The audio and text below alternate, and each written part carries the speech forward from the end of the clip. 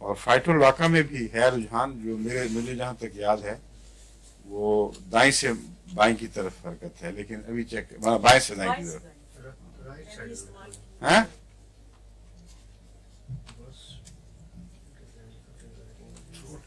क्या हो गया?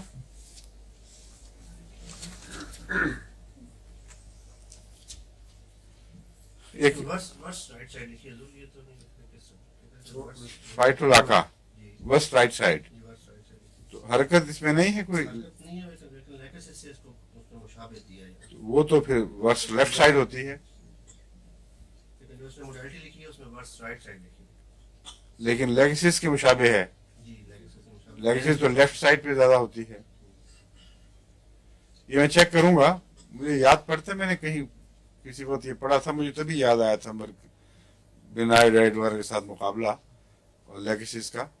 और बहुत सी दवाएं हैं जिनमें हरकत दाएं से बाएं है या बाएं से दाएं है, दाएं से बाएं है।